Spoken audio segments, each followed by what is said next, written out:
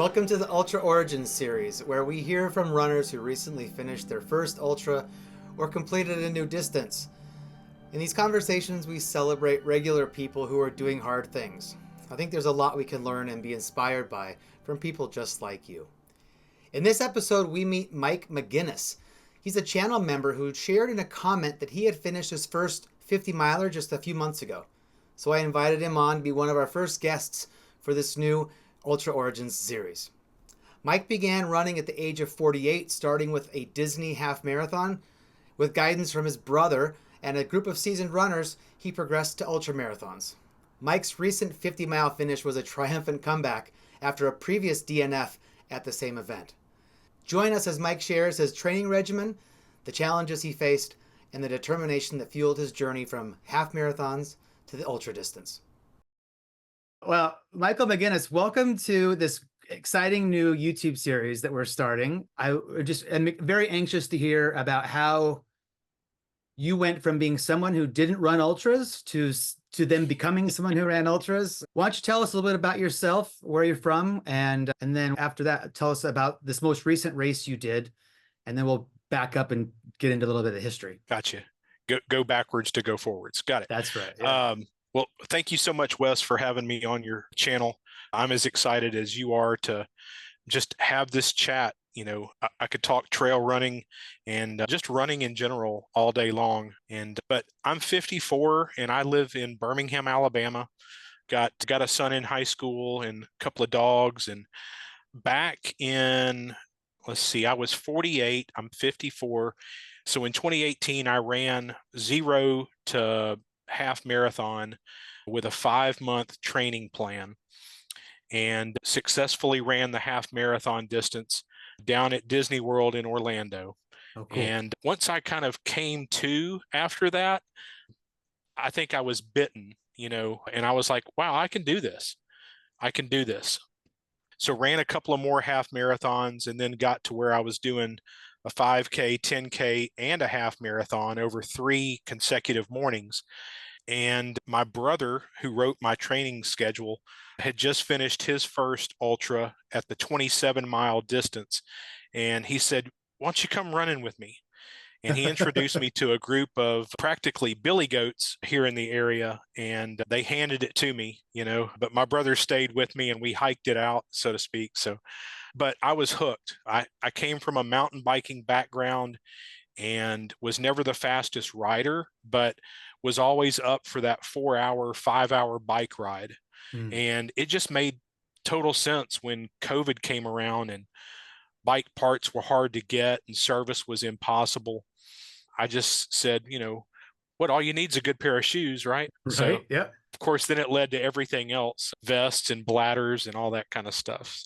So yeah, I recently just finished a new distance. I went from the 35-mile distance to a 50-miler. And that was here in Alabama, just east of Birmingham. It's about an hour away from here, but it's on an old rails to trail railroad track that there's a lot of these across the Southeast and the Midwest, particularly.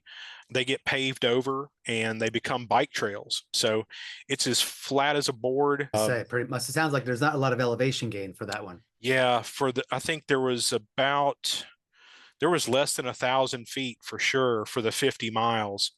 And there's sections that it just kind of steadily climbs, but you almost don't know it.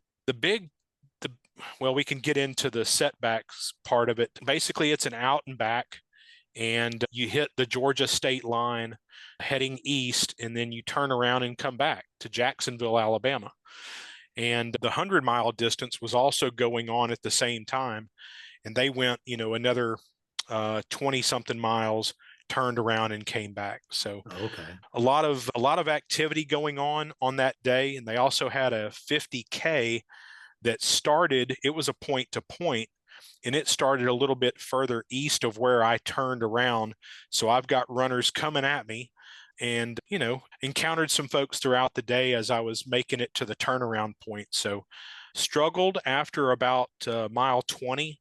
My head was in the game, but the knee had started, kind of kept me from running it out. But I hit the turnaround aid station, and some friends of mine with sharp sticks and hot pokers were there and said, "I don't see any broken bones. Nothing's poking out. You're going back." And I was like, Yeah. "Okay, sure." Well, how did the Uh, first 20 miles go? So if we're about to hit some challenges on the way back, how are you feeling in those first 20? Were you and also curious to know if it's so flat, do you have any excuse to walk? I mean, it seems too runnable to me. So I'm curious to know how it was going when it was going well. yeah, the first 12 or 15, not bad. I was holding that pace that I had set for myself. For the first time, for the first road run, essentially, I didn't come out too fast, which is kind of my MO. I had two watches on, and one was keeping me on a hydration schedule, and my Garmin alerted me if I got over a certain pace, Oh, so okay. it was a good reality check. So yeah, it went pretty well, but it's hot. Even in April, they moved. They've only run it for 3 years now, but the first year it was in May, and May in Alabama is just brutal, Oh, typically, okay. Yeah, I almost would think so. like clockwork. So they moved it back a month, and that helps, but still hot. Yeah, I had kind of committed to a jog power hike, if you will. And just knowing that I was nearing that turnaround, it kind of gave me that motivation. Couple of aid stations, couple of water stops, water only stops. And before I knew it, I was turning around and headed back. So, Yeah, okay. So did you have some crew then meeting you at that turnaround spot or some friends there to cheer you on?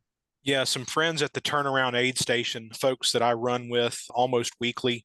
We've volunteered at a lot of big races around here. I picked up my poles from there, and I used the trekking poles, cheater poles, as I believe somebody Oh. has conveniently called them. But I knew that I could use that on the way back and would benefit from it for sure.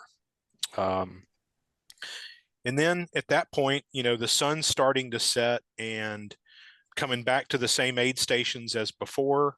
And people are like, "Yeah, man, you're moving just one foot in front of the other." And the last 6 or 8 miles was a weird experience, pitch black. I mean, it's nighttime for sure. Mm, right. And nobody is coming up from behind me. Like I kept thinking, surely some of these 100 milers are, going to catch up to me. My pace had really slowed, but I was just all alone on this bike trail and had everything I needed. And at that point, committed that, there was nothing that was going to stop me from finishing. So it got a little slower, but Mm, as I came back into the town of Jacksonville, my spirits were like, "Okay, I'm doing this.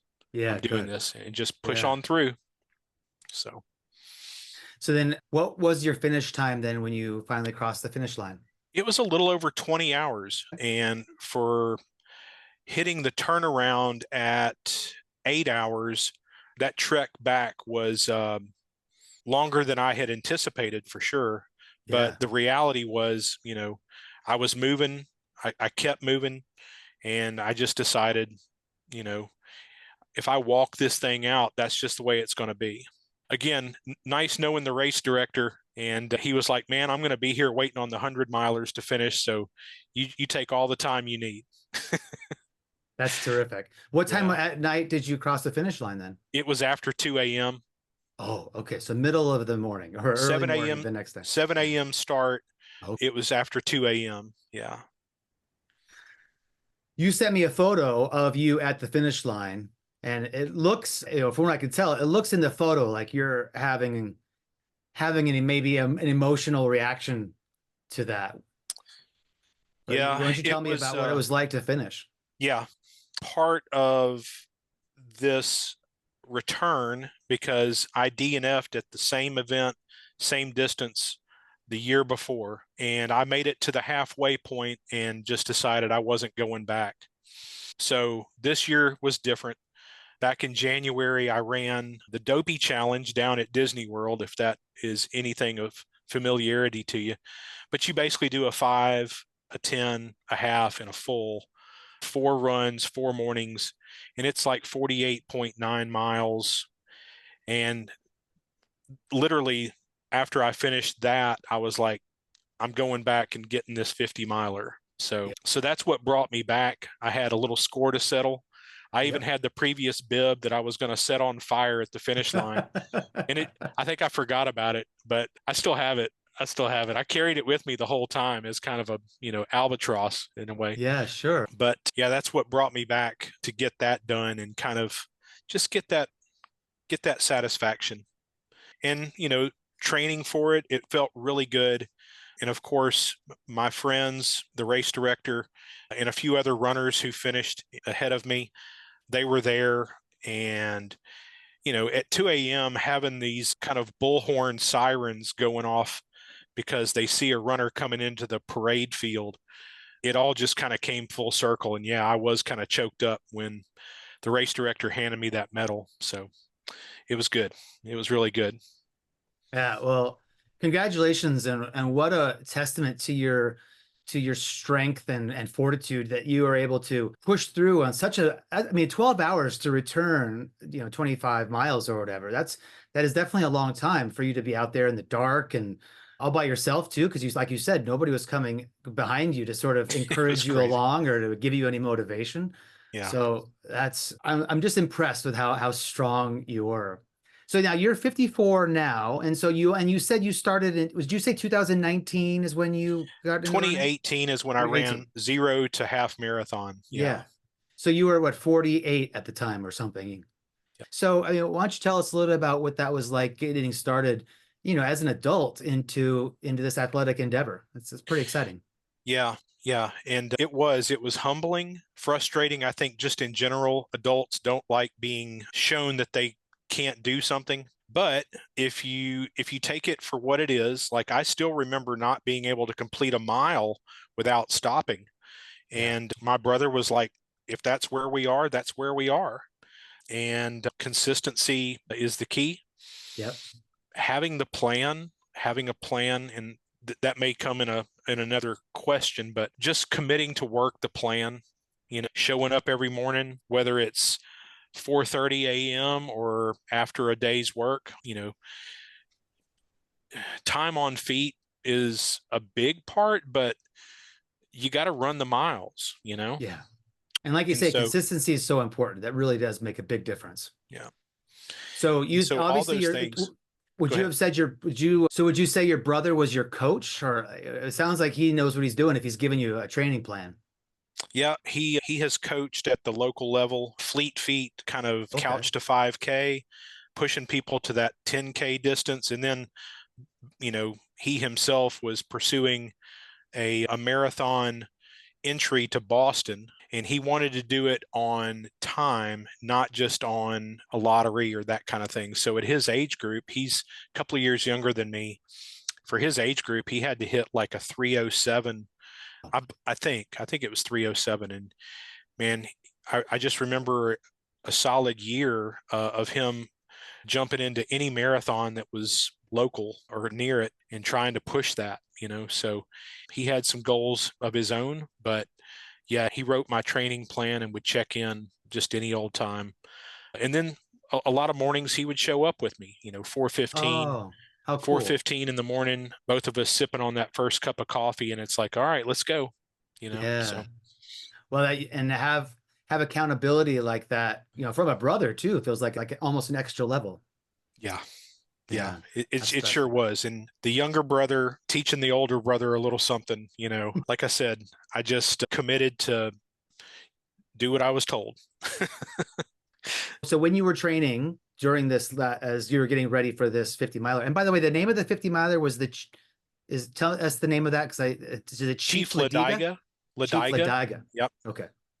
So when you're training for the Chief Ladiga 50 miler, then were you training specifically for it? Was your training plan that your brother wrote specifically for this event?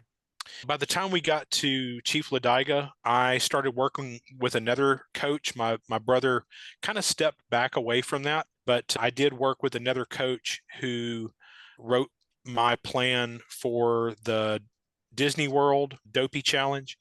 And we took a couple of weeks off after that in January. And then it was right into Chief Ladiga training. And it was almost all road miles, but I did get some occasional trail runs, more or less just for the group atmosphere. Yeah. But most of my training for Ladiga was on the road. So it had a whole different level of challenges. I've been through a number of injuries. Running, I'd say the worst part has been plantar fasciitis. Too much, too fast, and there's not a magic bullet. It's again commitment to taking care of your body. I spend as much time sitting on the floor in 90-90 as I do running. Hmm.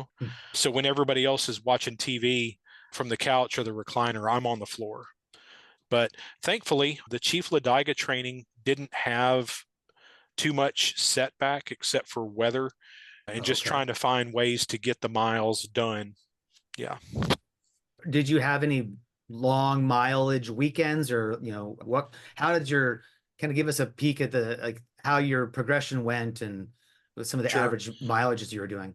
Yeah, the Saturday, Sunday was going to be two long runs back to back, either one shorter and then longer, or one longer and then coming back on tired legs and putting in, 70% of what I did the day before.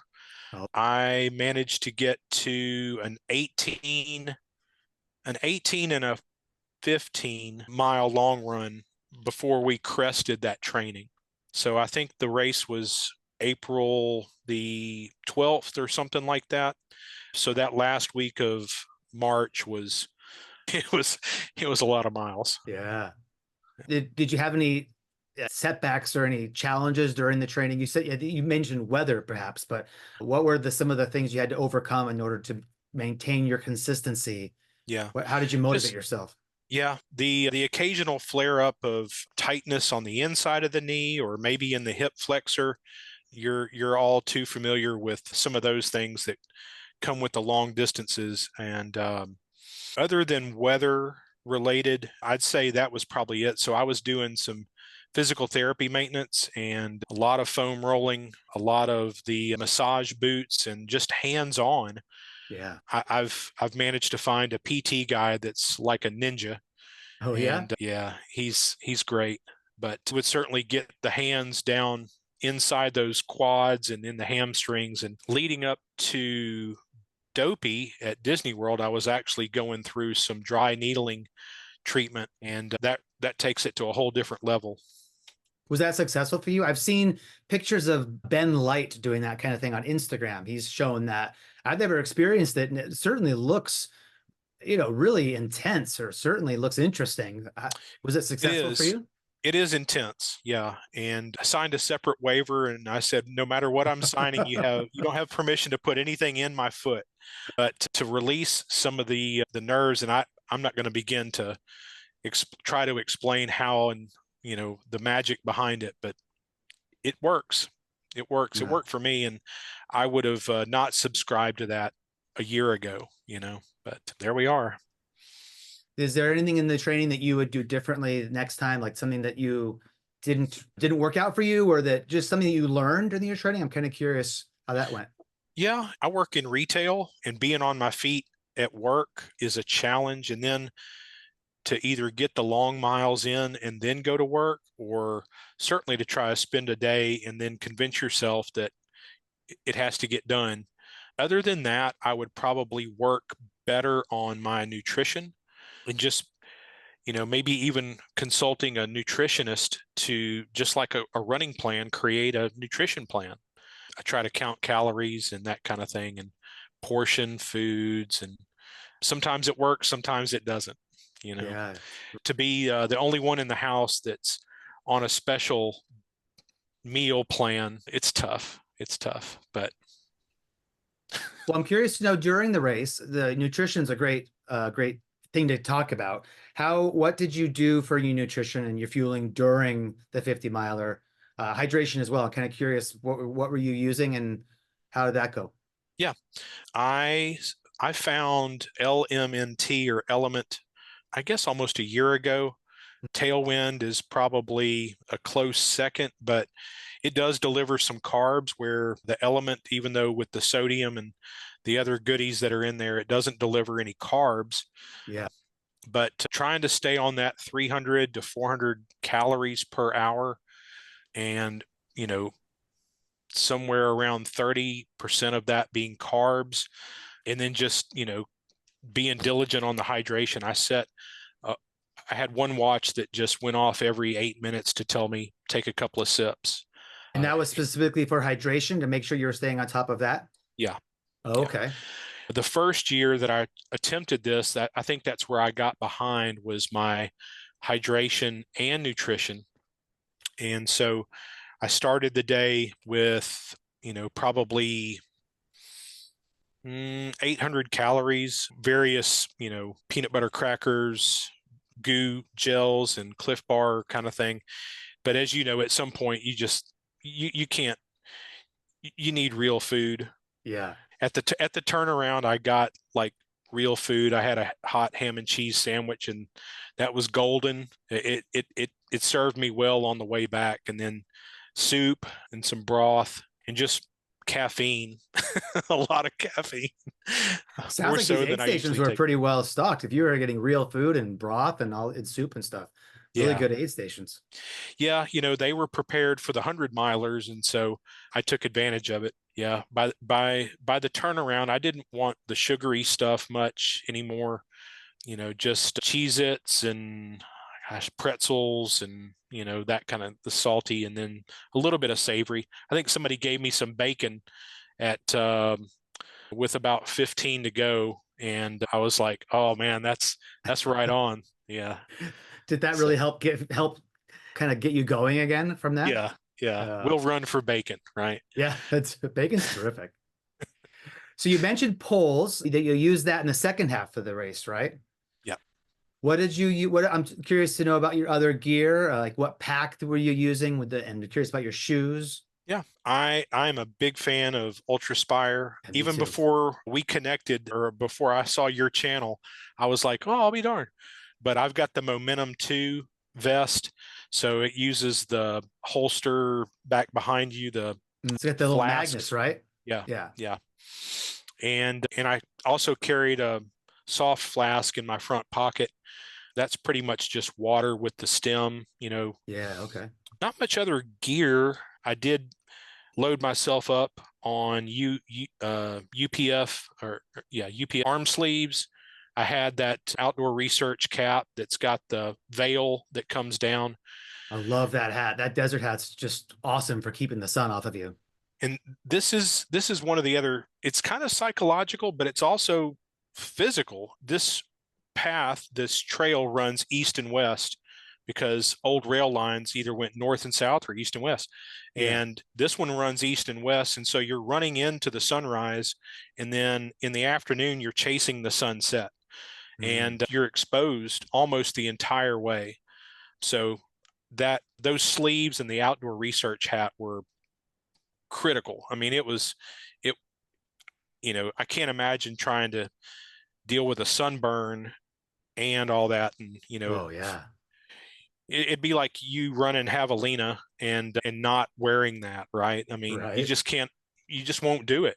Won't do it. But yeah, other than gear, headlamp, I had a charging, like a little charging pack in case my watch started to fade on me.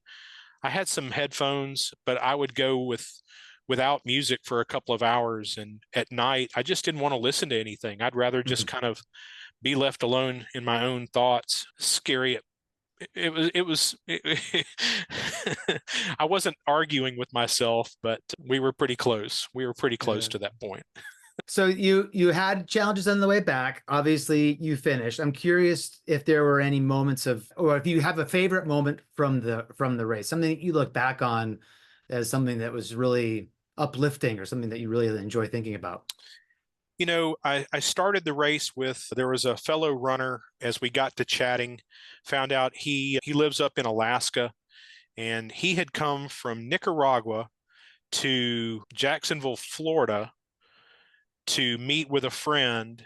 They were both coming off of vacation, and the friend was going to Colorado to run an ultra, and he decided to sign up for this one in Alabama. So this guy from Alaska is now in Alabama, and I spent a couple of summers up there. And so just the first 10 or 12 miles, just chatting with him, he was How so fun. laid back, and it helped ease my anxiety. And Mm. I kind of forgot about the first 10 or 12 miles, honestly. When we just kind of shuffled along, and we'd walk a minute and then pick it back up. Super cool guy. And then a couple of the 100 milers who started behind us came up, and there were several friends that I knew that were definitely not their first 100, but they gave me a couple of, pats on the back and said, man, yeah, I'd say those were the high points. Coming back, I saw, with the sun setting in front of me, I saw some things that just it was kind of weird, and I'll just leave it at that. Maybe another time we can go into it. But and I kind of like stopped and looked, and I was like, oh, okay, that's a fallen tree, and then just kept moving. But the Southern States 200, the inaugural run of that, took place here in Alabama, started Mhm. in Georgia, and finished up at State Park here in Alabama. But for about a mile and a half, we shared the course. And That's great. so I saw some flags for the markings for those folks, and had a couple of friends who were doing that. So I took a couple of snapshots, and I was like, we're on the same trail. They did a significantly more amount of climbing. It was pretty grueling, but yeah, those were some neat highlights of the day. And then other Mm. than, just that last probably 2 miles, I could hear music, and I just knew that it wasn't far. And so I just locked in and actually I ran it in, I wasn't power walking at the finale. So it was good. It must have just been such a good feeling to finally get across that finish line. Do you feel like you learned anything about yourself through this journey to getting to finishing a 50 miler? Do you sort of observe yourself slightly differently now? I'm curious to know. I mean, maybe I'll lead the witness here, but I see so much strength in you being able to finish this. I'm wondering if you also recognize that. Curious how you see that. I did. I did, and I still do. Like, as I begin looking for the next thing, yeah, I approach it with that confidence, not being cocky at it by any stretch, because I run with a lot of people that are really fast, and they know that I'm out there for the long haul. I'd love to be doing this at 65, and maybe longer. But if I stop having fun doing it, I'll just find something else to do, because it's so much fun in the community around here. But to have them, give me a pat on the back and go, hey, way to go, man. That's worth almost all of it right there. And yeah, I do walk a little prouder, perhaps. And when I meet people at work, and they're like, did you do that race? I'm wearing the shirt, or Yeah. something, and or a hat, and they're like, did you do that? And I'm like, I did. I did. And it's good, and but going out to meet people who are working on doing their first 10K, I don't disparage that. And I tell them I remember being there, and I'm humble about it, and I just want people to know that if that's what they set themselves out to do, there is a way. There is a Yeah. way. And nothing is easy. Nothing worthwhile is easy. And sometimes you just got to decide, what am I willing to put in? That's my words of wisdom. How was recovery after the event?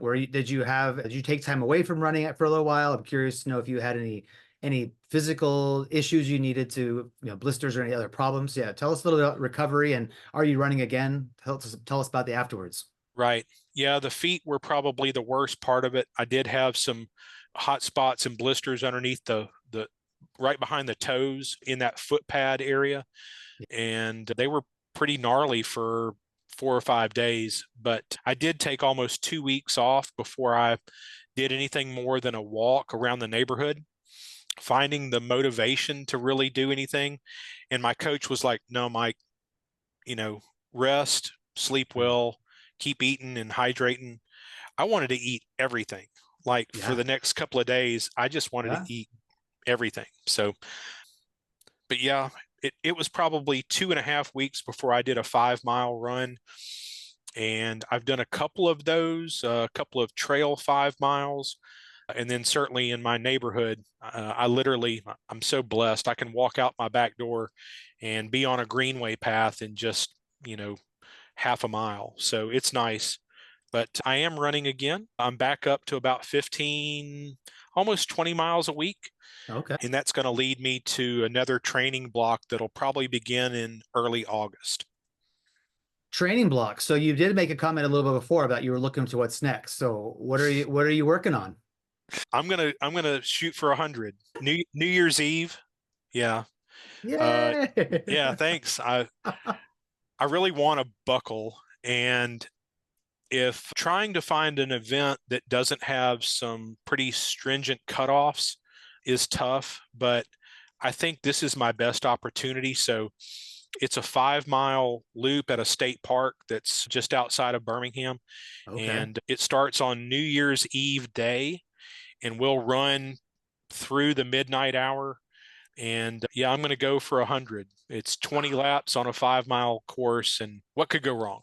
Right? What is the cutoff for this race? How much time are they giving you? 34 hours. 34 hours. Yeah. Okay. Well, that's terrific. So you did 50 miles in 20 hours. So, obviously we'll have to do, but that second half will have to be a little faster or Yeah. whatever. But you've learned a lot, I would think, from your 50-mile finish.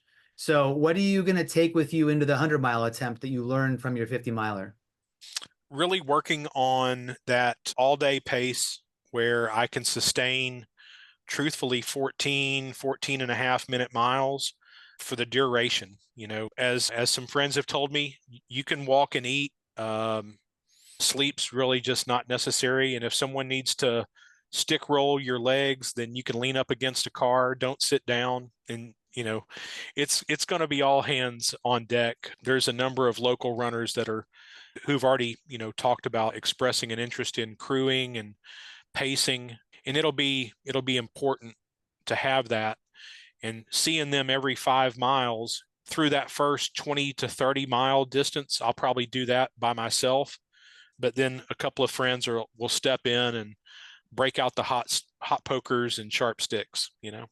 Yeah, well, sometimes that community aspect of it can be really motivating and just also emotionally rewarding to be there with your friends and the people you care about and who care about you, and they want to watch you take on a challenge and they want to see you succeed. That sounds really special. Yeah. Huh. Yeah, I'm looking forward to it. I've volunteered for it the first year that they ran it. And that's if I can leave a parting word for people that are just kind of like, how do I get to that first ultra? I would say immerse yourself in the community around you and find a couple of events and volunteer. Learning what runners need and how they respond is a great way to, kind of get a peek behind the curtain. Yeah. But, once you hit that half marathon distance, you just got to try it, just what's the worst that can happen? You go home, maybe a little wiser, sore legs or sore feet, and you get delirious because you stayed up all night. What's the worst that can happen? As long as it's safe. Yeah. I think that's how you find out what you're made of, but definitely volunteering. I did that before I ran even a 20-mile long run, and I saw the front of the pack, and I saw, DFL, or I think that's, yeah. So you got the letters in the right order. That's right. Yep, that's right. Yeah. Yeah, that's the ticket, is just immersing yourself in the community and putting yourself out there. Pay it forward. Yeah, that's terrific. I love hearing that. There are some races that will require people to do some sort of trail work or do some sort of giving back as a requirement for entering a race. And I think that is a nice effort to do. I think it'd be great if people just did it anyway. When I was getting ready for one of my first 200, I went and I paced at a couple other 200s. I paced runners there, and I found that being in that environment was so informative. I learned so much about the vibe of a 200 by actually being in one as a pacer. I love how you were able to find such motivation and so much good stuff by volunteering, and like it's that peek behind the curtain. That's a great way to put it. You really learn a Yeah. lot that way. Yeah. Yeah. And if everything goes well, because of this last year's event, my friend here in Birmingham signed up for Cocodona, and he's signed up for a charity bid, and he said if I raise the money, you're coming with me, and so I'll if that happens, I'll surely get a dose of what that incredible distance and just that event, that atmosphere is like. I'll be trying to catch you coming up Eldon. Yeah, good. Well, that'll be a real treat to see you in person in Arizona while you're crewing and I'm running or struggling or hobbling. Yeah, that's cool. Well, that's great. Well, it's been really fun to hear about your journey going from couch to half to a DNF to then finally finishing your first 50 and now continuing on to a 100-mile attempt in January. That's really thrilling and inspiring, I think, to just to hear a regular person just talking about consistency and working hard and feeling confident in the end of the whole thing. Yeah. Is there any last words you want to? Yeah. Oh, yeah. Please talk a little bit about that. I think that's an important thing that people should remember. Yeah. Watching the Cocodona live stream, I probably heard it 100 times, and I was thinking it all along, but I said, if you're not smiling, you're doing it wrong. And we get to do these things. I think even a previous event of yours, it was like just being able to do this is a privilege, and taking it all in. The way that you give recognition to the aid station workers, the other runners, the volunteers, that's what really kind of sparked me to follow your channel. And I connected with it in a big way. So a quick shout out to you, and you're just meeting people where they are and paying it forward. We get to do these things, right? We get locked into the training and, all that kind of stuff, but we've earned the opportunity to do it. But without volunteers, these kind of things just don't happen, Yeah, that's right. And so continuing to keep that positive attitude and help promote somebody else, give some encouraging words, whether you're running your local 5K or, climbing up some really nasty stuff. Yeah, that's what it's all about, man. The community and helping people get past those challenges. Life's hard enough. This doesn't have to be any harder than the rest of our life. Yeah, that's exactly right. Yeah.